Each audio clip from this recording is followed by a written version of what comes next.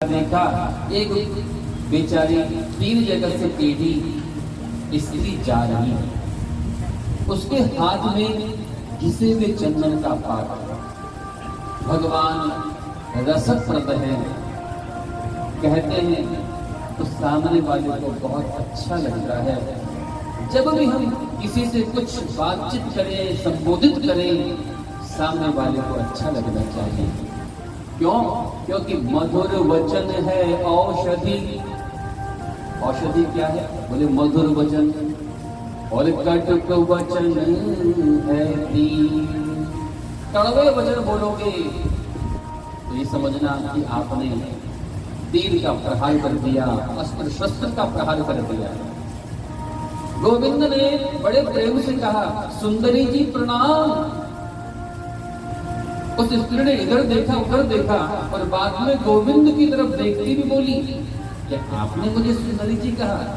बोले हाँ, आपकी पात्र में हम चंदन देखते हैं, अगर हमें और हमारे साथियों को लगा दो तो भगवान आपका भला करे।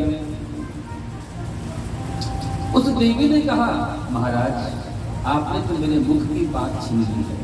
मेरा नाम कुब्जा है, 3 जगह से टेढ़ी हूँ, इसलिए लोग मुझे त्रिवक्त्रा भी कहते हैं।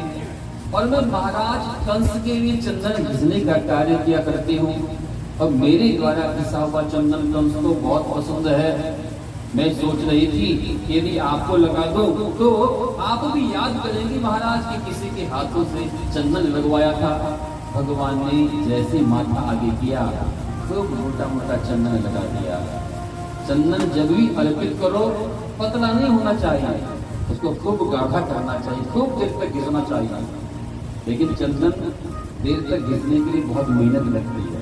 लोग फटाफट करते हैं, थोड़ा सा पतला पतला जैसे भी हुआ लगाते हैं। खूब मोटा चंदन लगना चाहिए, गाढ़ा चंदन लगना चाहिए। ताऊ जी को लगाया, साथियों को लगाया। भगवान ने सोचा कि मुझे 2 चीजें पसंद है। कौन कौन सी? एक है चंदन और दूसरा है वंदन। इस बेचारी ने बड़ी मेहनत से चंदन घिसा होगा, कंस के लिए ले जा रही होगी और हमें लगा दिया। इसको अवश्य में कोई न कोई फल देना चाहिए। तो प्रभु ने सोचा है, क्या कहते हैं वो गढ़वाली में कहावत है ना कि हाँ क्या मांगे और जिसकी आंखें नहीं वो क्या मांगता है। कहावत जोर से बोलिएगा कि क्या चाहिए, वो क्या मांगेगा?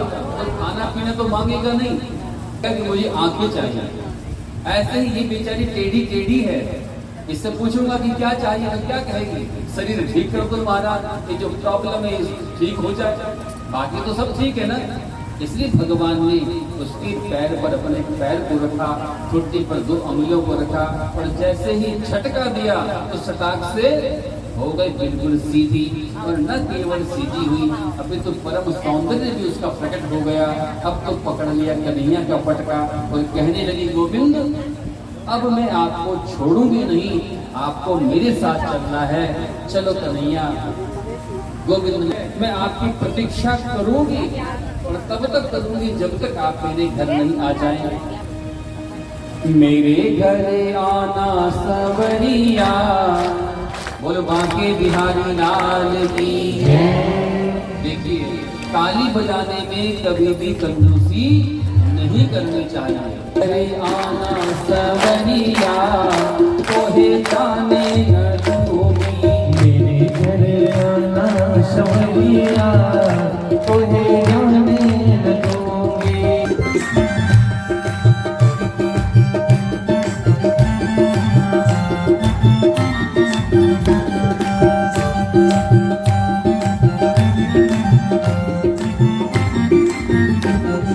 मेरे घर आओगे तो माखन खिलाऊंगी, मेरे घर आओगे तो माखन खिलाऊंगी, मेरे घर आओगे तो माखन खिलाऊंगी, मेरे घर आओगे तो माखन खिलाऊंगी। माखन खिलाऊं तो है मिश्री खिलाऊंगी, माखन खिलाऊं तो ये मिश्री खिलाऊंगी। बजाने को बजाने को दूंगी बंसुरिया, तोहे जाने न दूंगी। बजाने को दूंगी बांसुरिया, तुझे जाने न दूंगी। मेरे घर आना सवरिया, तोहे जाने न दूंगी। मेरे घर आना सवरिया, तुझे जाने दोनों हाथों से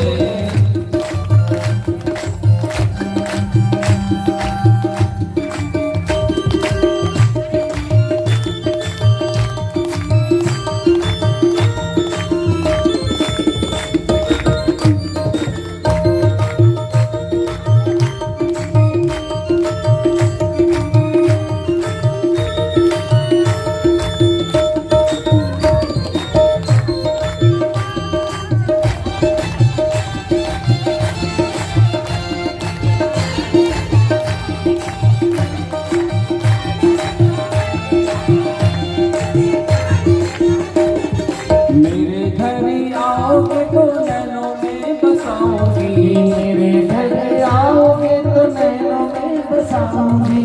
नैनों में बसाऊं तो है दिल में बसाऊंगी। नैनों में बसाऊं तो है दिल में बसाऊंगी। बंद कर हो बंद कर लूंगी पुतरिया, तोहे जाने न दूंगी। मेरे घर आना सवरिया, तुझे जाने न दूंगी। मेरे घर आना सवरिया, तोहे जाने न दूंगी। मेरे घर आना सवरिया, तुझे जाने न दूंगी।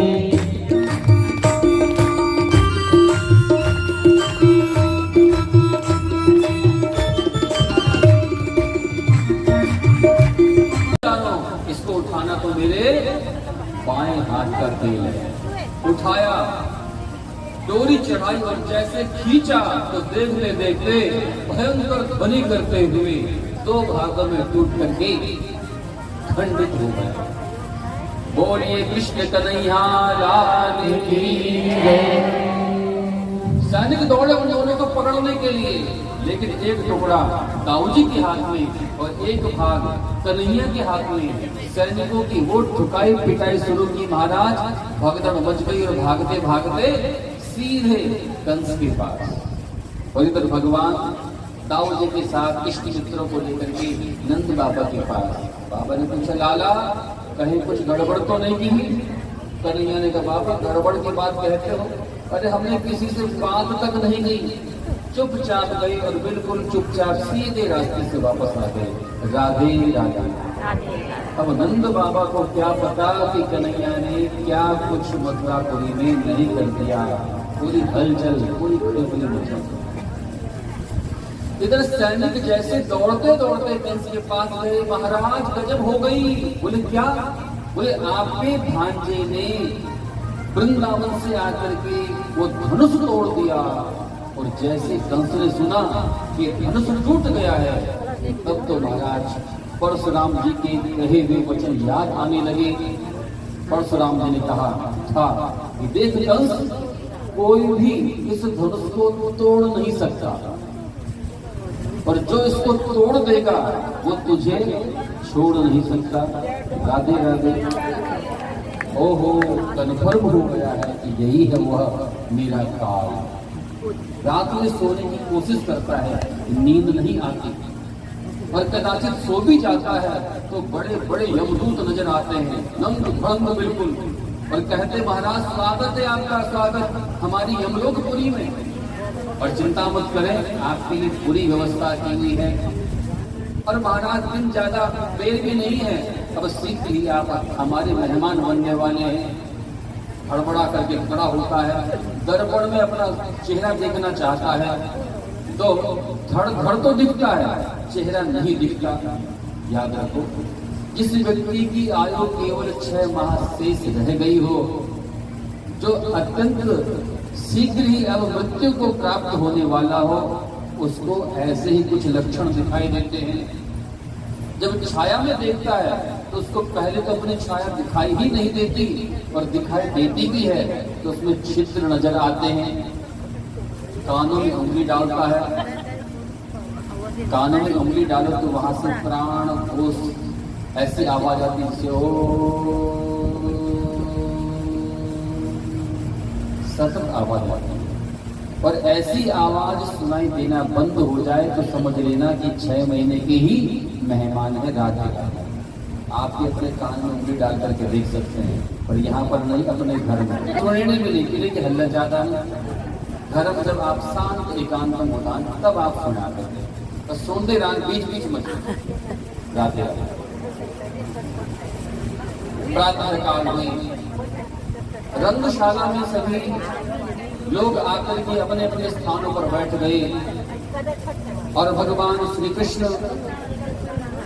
अपने अग्रज दाऊजी के साथ मुख्य मार्ग से भीतर प्रवेश कर रहे हैं। और जैसे प्रवेश कर रहे हैं तो सबसे पहले वहां पर नजर आया कौन, जरा बताओ सबसे पहले कौन मिलता है? आप लोगों ने कई बार कथाएं सुनी होंगी, हमारी बहन जी ने कितनी बार सुनी जरा बताओ? 12 घंटी वाली पीड़ हाथी, जिसके अंदर 10,000 हाथियों का बल था। कृष्ण को मारने के लिए खड़ा किया गया था, मदिरा पान करवाया गया था, टिन के टिन कनस्तर के कनस्तर, और साथ ही ऊपर बैठा हुआ है महावत, वो भी मत वाला। हाथी तो है ही मत वाला, वो भी पूरा बिल्कुल। और जैसे ही गोविंद को सामने से आते हुए देखा तो बस ड्यूटी तो उसको मिली भी थी कि क्या करना था। महाराज सीधे इसने हाथी को दौड़ा दिया कृष्ण की तरफ, लेकिन कन्हैया पहले ही सावधान, जानते हैं कि ये शत्रु का राज्य है, इस शत्रु की सीमा है, और यहाँ जगह जगह बारूदी सुरंगें बिछाई गई हैं। अत्यंत सावधान भगवान तुरंत गोल गोल घेरे में घूमने लग गए, क्योंकि वह जंगल में रहे हैं, वन वन गायें चराई है, जाने कितनी बार हाथियों से, शेर से, बाघ भालू से पाला पड़ा हुआ, आकर के धरती पर गिर पड़ा। और जैसे धरती पर गिरा तो भगवान ने एक ऐसे ठोकर मारी उसके कंठ पर कि रक्त का वमन करते करते उसी समय गोविंदाय नमो नमः अब से महावत की वो ठुकाई पिटाई की तो वो भी वहीं पर समाप्त हो गया। हाँ बिंद एक, कन्हैया कितने हैं? एक है, लेकिन जो भी देख रहा है उनको अलग अलग रूपों में देख रहा है। कैसे देख रहा है? अलग अलग रूपों में देख रहा है। सुखदेव स्वामी ने यहाँ पर वर्णन किया है कि मल्ला नाम पते में कि मेरी मौत सामने आ रही है। जितने योगी ऋषि मुनि महात्मा बैठे हैं उनको परम तत्व के रूप में दिखाई दे रहे हैं, और जितने भी यदुकुल वंशी वृष्णि वंशी हैं उनको भगवान फरिश्ते के रूप में दिख रहे हैं, अवतारी पुरुष के रूप में दिख रहे हैं कि इनका अवतार हुआ है। अब शीघ्र ही दुष्टों का सर्वनाश होगा। और हम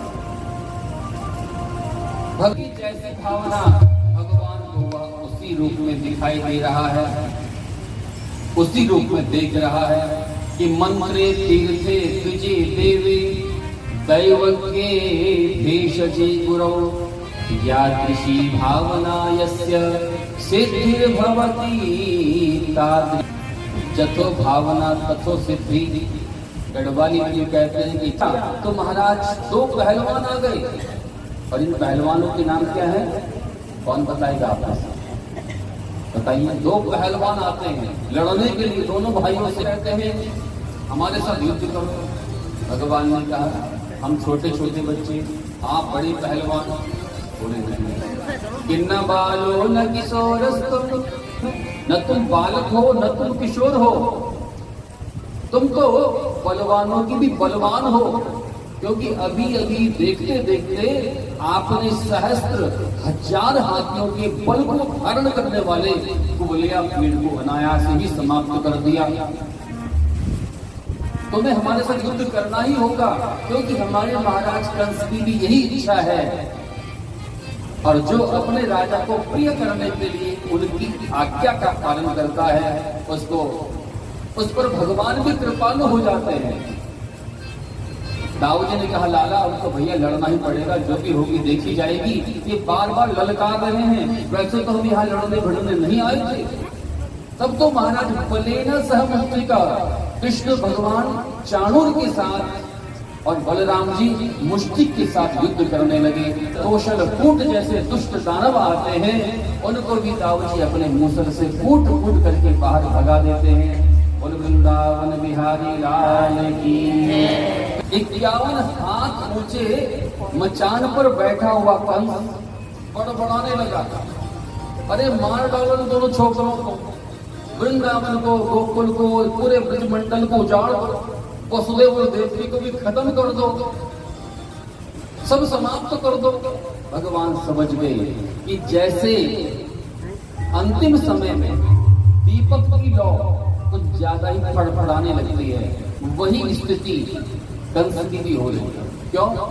क्योंकि अंतिम समय में राधे राधे मचान के ऊपर, और कंस ने जैसे अपने निकट अपने काल को देखा, तलवार निकाल दी, और जैसे ही तलवार निकाली तो गोविंद ने एक ऐसी ठोकर मारी कि तलवार पहले तो उड़ती हुई आकाश में चली गई, और नीचे आई तो गोविंद ने पकड़ ली। और जैसे अपने काल के हाथ में तलवार को देखा तो कंस के मानो प्राण ही सूख गए हो। गोविंद ने दूसरे हाथ से उसके केसों को पकड़ा और हिलाने लगे, मानो सारे संसार को बताना चाहते हो कि अरे पापी कंस, तूने इसी प्रकार से विवाह की वेदिका में विवाह के अवसर पर मेरी माँ देवकी की केस पकड़े थे, उसका अपमान किया था, और आज देवकी नंदन श्री कृष्ण तेरा वो हस्त्र करेगा कि आज के बाद कोई भी किसी अबला का अपमान करने की सोच ही नहीं सकता है। और अंत में भगवान ने जैसे धक्का दिया, कंस जमीन पर आकर गिरा, ऊपर से प्रभु अपने भीतर पूरे विश्व का भार समाहित करके उसकी छाती पर कूदे, और जैसे कूदे तो भगवत दर्शन करते करते कंस ने प्राणों का परित्याग किया है। बोलिए कंस मर्दन भगवान की, कृष्ण कन्हैया लाल की, श्रीमन नारायण।